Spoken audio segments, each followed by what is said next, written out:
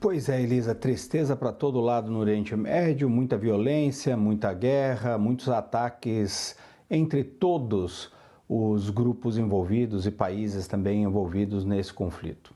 A grande novidade hoje foi esse ataque israelense durante a madrugada contra o sul da cidade de Beirute, alguns bairros ali no sul de Beirute. Esses bairros são tradicionalmente controlados pelo Hezbollah.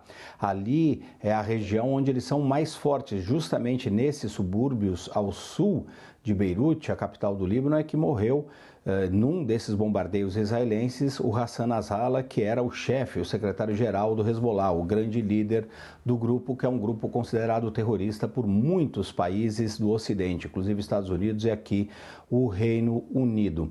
Nos últimos dias, Israel tinha expandido ali os seus ataques, mas para outras direções, outros alvos no território libanês. Ontem, inclusive, houve um ataque muito sério no norte do país, uma área onde não existe normalmente uma grande presença do Hezbollah.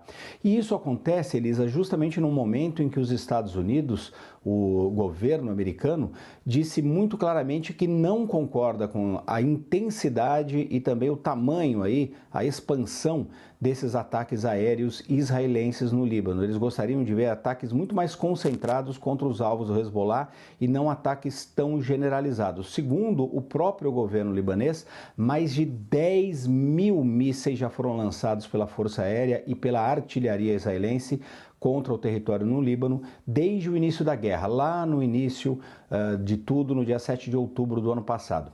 Já deixaram mortas também no território libanês mais de 2.350 pessoas, um número elevado, e 11 mil feridos. Além de tudo isso, Elisa, um quinto da população do Líbano, 20% da população do Líbano, 20%, já foi deslocada das suas casas. Eles não podem voltar para o lugar onde eles moram por conta desse conflito entre o Hezbollah e Israel. E só para concluir, o primeiro-ministro Benjamin Netanyahu também disse que não tem o menor interesse num cessar-fogo neste momento, uma possibilidade que foi aventada ontem pelo grupo Hezbollah, dizendo que Israel deveria considerar um cessar-fogo ou sofrer as dores de uma reação do Hezbollah. Hezbollah esse que está muito enfraquecido, mas que agora começa a falar no cessar-fogo, que não interessa neste momento a Israel, que tem a iniciativa nesta guerra.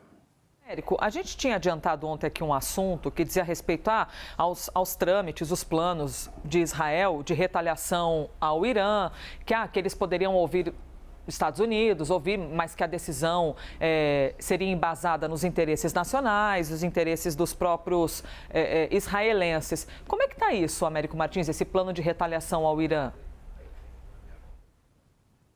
Houve um desenvolvimento aqui importante, Elisa. Uma apuração da CNN conseguiu confirmar que Israel já definiu seus planos. Israel já sabe exatamente aonde vai atacar ou tentar atacar no território iraniano. Não dividiu esses dados oficialmente ainda com os aliados, especialmente com os Estados Unidos, e nem definiu exatamente em que data esses ataques podem acontecer. Mas a primeira definição, que é que tipo de alvo eles vão atingir, já está fechado.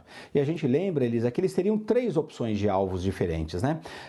As instalações nucleares do Irã, onde o Irã pretende construir uma bomba nuclear, poços de petróleo ou outros interesses econômicos do Irã, ou alvos militares. Segundo uma outra investigação da CNN, Israel optou pelos alvos militares. Isso por 2 razões. Se eles atacarem alvos nucleares do Irã, escala essa guerra de uma maneira muito radical. Se eles atacarem poços de petróleo, por exemplo, tem um impacto econômico muito grande. Mas se eles atacarem alvos militares, especialmente tentando evitar civis, são alvos que são muito mais aceitos pela comunidade internacional, especialmente no momento de conflito, como a gente tem acompanhado lá no Oriente Médio.